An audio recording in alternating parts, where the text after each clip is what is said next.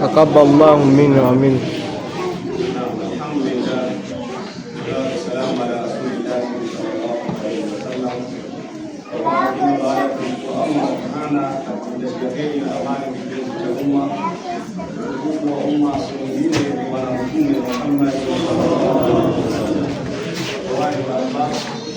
Sana kwamba kuna mengi ya zaidi katika siku ya leo.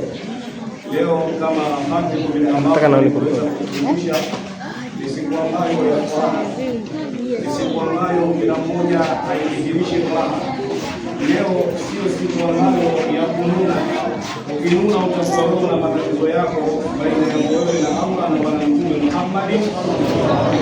Maana Allah subhanahu wa ta'ala anatuambia sema ewe Muhammad, bifadlillah, katika fadhila za Allah, wa bi rahmati, na rehema za Allah, fabidhalika falyafrahu, watu wafurahie.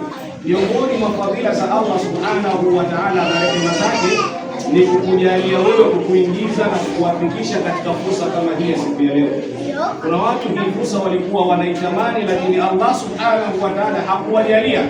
Sasa Allah subhanahu wa ta'ala amekupa hii fursa, unatakiwa uitumie kwa kufurahia, uitumie katika njia ambayo Allah anairidhia na Bwana Mtume Muhammad sallallahu alaihi wasallam. Kwani leo ni siku bora, leo ni siku pendwa, kama vile ambavyo Khatibu aliweza kutueleza mengi katika khutba. Lakini pia Allah subhanahu wa ta'ala akaielezea siku hii ya leo katika aya zilizokuwa maarufu sana. Na katika masiku haya ya mwezi huu, aya hizo zilikuwa zikielezewa sana kwamba Allah subhanahu wa ta'ala anatuambia walfajri wa layali al-ashri wash-shafi'i wal-watr. Allah subhanahu wa ta'ala kayapia masiku 10 ya mwezi huu. Mwenye simu anakataa. Kuna watu labda wamekafirika katika masiku haya mwezi wa Dhulhijja. Hapo mwanzoni hamjapatapo kufanya kheri za aina zozote zile, umepata hasara. Lakini pia bado time mnayo, bado ule muda mnao. Leo ndio siku ya 10 ambayo Allah subhanahu wa ta'ala kaiapia ndani ya Qur'ani. Kwa hiyo kama unilala katika yale masiku yaliyopita huko nyuma 9 au kufanya kheri ya aina yoyote, kimbilia kufanya kheri katika siku ya leo. Kwa sababu gani? Kwa sababu leo ni yaumun min ayami llahi al-mubarak, ni siku katika yale masiku ya Allah yenye nini? Yenye baraka. Na ndio maana Mtume akatuambia kwamba Allah subhanahu wa ta'ala sisi katujalia masiku mengi. Kuna siku ya usiku ule wa Lailatul Qadr ambao Allah kasema khairun min alf shahr. Allah katuambia ni bora ule usiku wenyewe, ni bora usiku mmoja.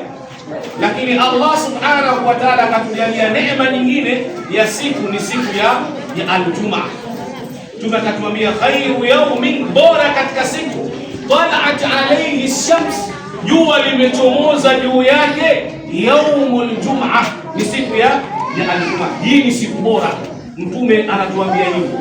Lakini angalia Mtume Muhammad akaja akatuambia katika hadithi yake mashuhuri, katika hadithi iliyokuwa maarufu, Mtume akatuambia ma min ayami. Angalia haya maneno ya Bwana Mtume Muhammad, ni yapi katika masiku? Ma min ayamin, ni yapi katika masiku? Akasema al-amalu salihun, matendo mazuri.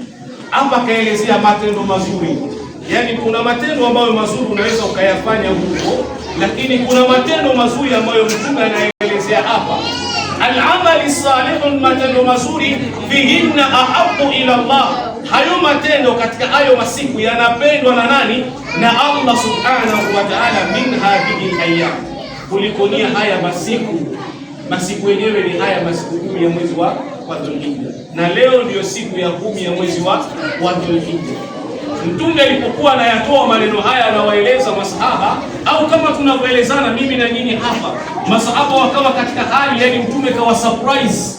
Masahaba wanashangaa, inakuwaje ya Rasulullah? Anamuuliza, ya Rasulullah, wala al-jihadu fi sabilillah, vipi wale ambao wenye kupigana jihadi katika masiku kama haya, ujira wao upoje? Mtume akawaambia, wala al-jihadu fi sabilillah, wala yule ambaye atakayepigana jihadi kwa ajili ya Allah, kwa ajili ya Bwana Mtume Muhammad katika masiku kama haya. Yani huyo hawezi akawa bora, hata kama atapigana jihadi anatoka akarudi na madonda yake, hawezi akawa bora kuliko ni wewe ambaye utakayetenda matendo mazuri katika haya masiku 10. Kama ulipata hasara au kufanya mazuri, basi tumie siku ya leo kufanya mazuri ya khairati, ili kwamba uisabike ni miongoni mwa waja wao waliokuwa bora kwa Allah na Bwana Mtume Muhammad. Mtume akawaambia, wala jihadu fi sabilillah, wala yule ambaye mwenye kupigana jihadi, illa rajulun, isipokuwa mtu ambaye kharaja binafsihi wa malihi falam yarja min dhalika bi shay'in, ametoka yeye mwenyewe kwa nafsi yake na mali zake akabeba, na akurudi akafariki huko akafa, basi huyu atakuwa ni bora. Lakini wewe ukipigana jihadi ukarudi na madonda, kuna watu wako wakatoa shilingi 10,000 kwa ajili ya Allah, kuna watu wakatoa shilingi 500 kwa ajili ya Allah, kuna watu wakatoa milioni 1,200,000 kwa ajili ya Allah. Wewe uliyepigana jihadi ukarudi na madonda, huwezi ukawa bora. Kuna watu ambao wakakaa tu wakafanya subhanallah, alhamdulillah, la ilaha illa Allah, Allahu akbar katika masiku kama haya, huyu ni bora. Na ndio Allah anatuambia kwamba wayadhkuru ismallah, litajeni jina la Allah subhanahu wa ta'ala fi ayamin ma'lumat, katika masiku maalum. Miongoni mwa masiku hayo maalum ni siku kama leo ya siku ya 10 ambayo tunafurahika na siku ya Eid.